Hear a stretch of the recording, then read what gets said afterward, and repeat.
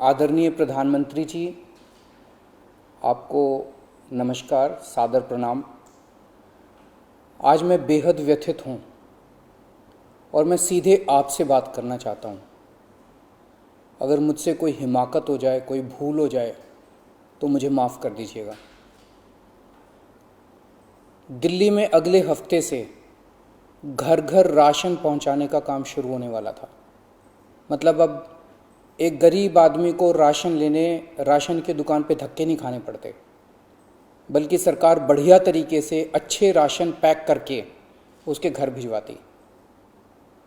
सारी तैयारी हो चुकी थी, टेंडर हो चुके थे, सारी तैयारी हो चुकी थी। बस अगले हफ्ते से ये शुरू होने वाला था। ये क्रांतिकारी कदम होने वाला था और अचानक आपने 2 दिन पहले इसको रोक दिया। क्यों सर? आपने ऐसा क्यों किया? पिछले 75 साल से इस देश की गरीब जनता राशन माफिया का शिकार होती आई है। पिछले 75 सालों से हर महीने फाइलों में जनता के नाम का राशन जारी होता है, पर उनको मिलता नहीं है। अधिकांश राशन चोरी हो जाता है। ये राशन माफिया बहुत ताकतवर है सर, बहुत ताकतवर। आज से 17 साल पहले मैंने इस माफिया के खिलाफ आवाज उठाई थी, इस माफिया को ललकारने की हिम्मत की थी। तब मैं दिल्ली की झुग्गियों में, एक एनजीओ में काम किया करता था। उन झुग्गियों में गरीबों को उनका राशन नहीं मिलता था, उनका राशन चोरी हो जाता था। तब हमने हिम्मत की गरीब लोगों को उनका राशन दिलवाने की। नतीजन हम पर 7 बार खतरनाक हमले हुए और एक बार तो इन लोगों ने हमारी एक बहन का गला काट दिया, लेकिन भगवान की दया से वो बच गई उस वक्त। तब मैंने कसम खाई थी कि इस व्यवस्था को अपने जीवन में कभी ना कभी जरूर ठीक करूंगा। तब तो दूर दूर तक सपने में भी नहीं सोचा था कि एक दिन दिल्ली का सीएम बन जाऊंगा। पर कहते हैं ना कि जब आप निस्वार्थ भाव से कोई संकल्प करते हैं तो ऊपर वाला भी अपने तरीके से आपका संकल्प पूरा करने में मदद करता है। इस ब्रह्मांड की सारी शक्तियां आपकी मदद करती हैं। इस राशन माफिया के तार बहुत ऊपर तक हैं सर। 75 साल में आज तक कोई सरकार इस माफिया को खत्म करने की हिम्मत नहीं कर पाई। दिल्ली में पहली बार एक सरकार आई है जिसने ये हिम्मत दिखाई है। अगर ये घर घर राशन व्यवस्था लागू हो जाती ना सर, ये राशन माफिया खत्म हो जाता। पर देखिए ये राशन माफिया कितना ताकतवर निकला। दिल्ली में ये योजना अगले हफ्ते से लागू होने वाली थी और 1 हफ्ता पहले इन्होंने इसको खारिज करवा दिया। आपने ये कह के हमारी स्कीम खारिज की है कि हमने केंद्र सरकार से इसकी अप्रूवल नहीं ली। ये गलत है सर। हमने एक बार नहीं, 5 बार आपकी अप्रूवल ली है। ये रही सारी चिट्ठियां। केंद्र सरकार को हमने इतने सारे खत लिख के बताया कि हम ये योजना दिल्ली में लागू करने जा रहे हैं। कानूनन हमें दिल्ली में ये स्कीम लागू करने के लिए केंद्र सरकार की कोई अप्रूवल लेने की जरूरत नहीं है। कानूनन इस स्कीम को लागू करने के लिए राज्य सरकार पूरी तरह से सक्षम है। लेकिन हम केंद्र सरकार के साथ किसी तरह का कोई विवाद नहीं चाहते थे, इसलिए हमने एक बार नहीं 5 बार आपका अप्रूवल लिया है सर। मार्च के महीने में हमारी योजना पे आपकी सरकार ने कुछ आपत्तियां लगाई, हमने आपके सारे ऑब्जेक्शन पूरे कर दिए। जैसे हमने इस योजना का नाम मुख्यमंत्री घर घर राशन योजना रखा था। आपने ऑब्जेक्शन लगाया कि हम इस योजना का नाम मुख्यमंत्री के नाम से नहीं रख सकते।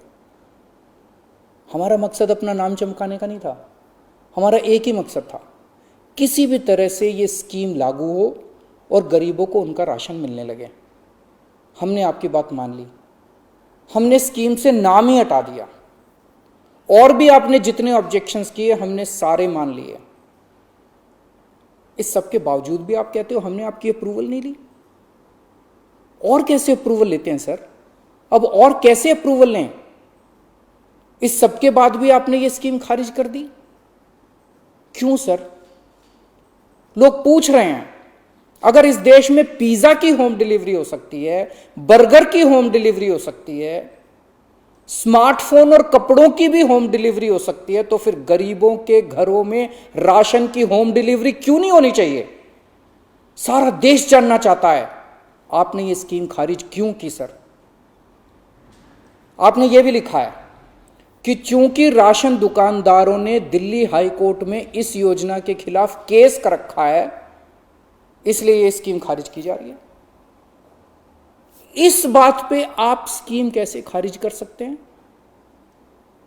ये राशन दुकानदार इस योजना के खिलाफ हाई कोर्ट से स्टे लेने गए थे, हाई कोर्ट ने इन्हें स्टे देने से मना कर दिया। जब हाई कोर्ट ने इन्हें स्टे नहीं दिया तो आपने इस स्कीम पे स्टे कैसे लगा दिया? आपको इन राशन वालों से इतनी हमदर्दी क्यों है? अगर आप राशन माफिया के साथ खड़े होंगे सर, तो इस देश के गरीब लोगों के साथ कौन खड़ा होगा? दिल्ली के उन 70 लाख गरीब लोगों का क्या होगा जिनका हर महीने ये राशन माफिया राशन चोरी कर लेता है? उन 20 लाख गरीब परिवारों की कौन सुनेगा? और एक बात, उस हाईकोर्ट के केस में केंद्र सरकार भी पार्टी है। कोर्ट में केंद्र सरकार ने अपना जवाब दाखिल किया है। क्या कहा है कोर्ट में केंद्र सरकार ने? केंद्र सरकार ने कोर्ट में हमारी इस योजना के खिलाफ एक भी आपत्ति नहीं की है। जब कोर्ट में आपको हमारी योजना के खिलाफ कोई आपत्ति नहीं है, तो फिर कोर्ट के बाहर अब इस योजना को खारिज क्यों किया जा रहा है? ये कोरोना का बहुत कठिन समय है। मैं कई ऐसे लोगों को जानता हूं जो कोरोना होने के डर से राशन लेने नहीं जाते। राशन दुकान पे भीड़ लगती है, लोगों को लगता है कि अगर वो राशन लेने गए तो उन्हें कोरोना हो जाएगा। ये सब गरीब लोग हैं सर। इनमें कई लोग कोरोना काल में अपनी नौकरी खो चुके हैं, उनके घर में अब खाने को नहीं है। अगर हम उन्हें इनके घर तक राशन पहुंचाना चाहते थे तो इसमें आपको क्यों आपत्ति है? कहा जा रहा है कि तीसरी लहर बच्चों पे भारी पड़ेगी। अगर उनके माता पिता को राशन दुकान पे भीड़ की वजह से कोरोना हो गया तो उनके बच्चे भी तो फिर कोरोना ग्रसित हो जाएंगे। मुझे तो लगता है सर कि कोरोना काल में केवल दिल्ली ही नहीं बल्कि पूरे देश में घर घर राशन योजना तक या घर घर तक राशन पहुंचाने की इस योजना को लागू कर देना चाहिए। ये दुकानें सुपर स्प्रेडर हैं। राशन की दुकानों पे लगने वाली भीड़ से बचा जा सकेगा। कितने ऐसे बुजुर्ग हैं सर जो राशन की दुकान से राशन लेने नहीं जा सकते? कितनी ऐसी गर्भवती महिलाएं हैं जो राशन की दुकान से राशन नहीं ला सकती? अगर हम उनके घर राशन पहुंचाना चाहते हैं तो इसमें क्या समस्या है? केंद्र सरकार के कुछ ऑफिसर कह रहे हैं कि इस स्कीम के खारिज होने का असली कारण यह है क्योंकि केंद्र सरकार का राशन है। यह योजना लागू करके दिल्ली सरकार को इसका श्रेय क्यों मिलना चाहिए? सर यकीन मानिए, यह काम मैं रत्ती भर भी क्रेडिट के लिए नहीं कर रहा।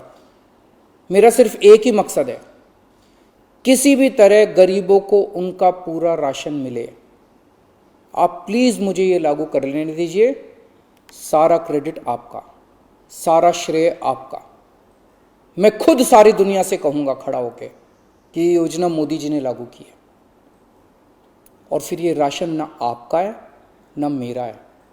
ये राशन ना आम आदमी पार्टी का है ना भाजपा का है। ये राशन तो इस देश के लोगों का है और इस राशन की चोरी रोकने की जिम्मेदारी हम दोनों की है। इस वक्त देश बहुत भारी संकट से गुजर रहा है। ये वक्त एक दूसरे का हाथ पकड़ के मदद करने का है। ये वक्त एक दूसरे से झगड़ने का नहीं है। लोगों को लगने लगा है कितनी मुसीबत के समय भी केंद्र सरकार सबसे झगड़ रही है। आप ममता दीदी से झगड़ रहे हैं, झारखंड सरकार से झगड़ रहे हैं, आप लक्षद्वीप के लोगों से झगड़ रहे हैं, महाराष्ट्र सरकार से लड़ रहे हैं, दिल्ली के लोगों से लड़ रहे हैं, किसानों से लड़ रहे हैं। लोग इस बात से बहुत दुखी हैं सर कि केंद्र सरकार सबसे लड़ रही है। ऐसे देश कैसे चलेगा? आप हम सबसे क्यों लड़ रहे हैं? हम सब आपके ही हैं, हम सब भारतवासी हैं। ऐसे में हम सब आपस में लड़ेंगे तो कोरोना से कैसे जीतेंगे? हमें आपस में नहीं लड़ना, हम सबको मिलके कोरोना से लड़ना है। कल सब लोग अखबारों की ये हेडलाइन पढ़ना चाहते हैं, मोदी जी ने दिल्ली सरकार के साथ मिलके दिल्ली के हर गरीब के घर राशन पहुंचाया। ये पढ़ना चाहते हैं लोग टीवी चैनलों पे ये ब्रेकिंग न्यूज़ देखना चाहते हैं कि मोदी जी और केजरीवाल ने मिलके दिल्ली के लोगों के, गरीब लोगों के घरों तक राशन पहुंचाया। लोग ये खबर पढ़ना चाहते हैं सर, लोग ये खबर सुनना चाहते हैं। लोग ये नहीं सुनना चाहते कि केंद्र सरकार ने फिर से दिल्ली सरकार से झगड़ा कर लिया, कि केंद्र सरकार ने फिर से दिल्ली सरकार की एक और अच्छी योजना पर रोक लगा दी। मैं हाथ जोड़ के दिल्ली के 70 लाख गरीब लोगों की ओर से आपसे विनती करता हूं, सर प्लीज इस योजना को मत रोकिए। ये राष्ट्रहित में है, इसे होने दीजिए। आज तक राष्ट्रहित के सभी कामों में मैंने आपका साथ दिया। मैंने हमेशा कहा है कि राष्ट्रहित के किसी भी काम में राजनीति नहीं होनी चाहिए। अगर कोई विपक्षी पार्टी की सरकार भी राष्ट्रहित में कोई काम करती है, हम उसका साथ देते हैं। राष्ट्रहित के इस काम में आप भी हमारा साथ दीजिए सर। अभी तक की सरकारों ने देश के गरीब लोगों को 75 साल तक राशन की लाइन में खड़ा रखा। इन्हें और अगले 75 साल राशन की लाइनों में खड़ा मत कीजिए सर, नहीं तो ये लोग मुझे और आपको कभी माफ़ नहीं करेंगे। जय हिंद।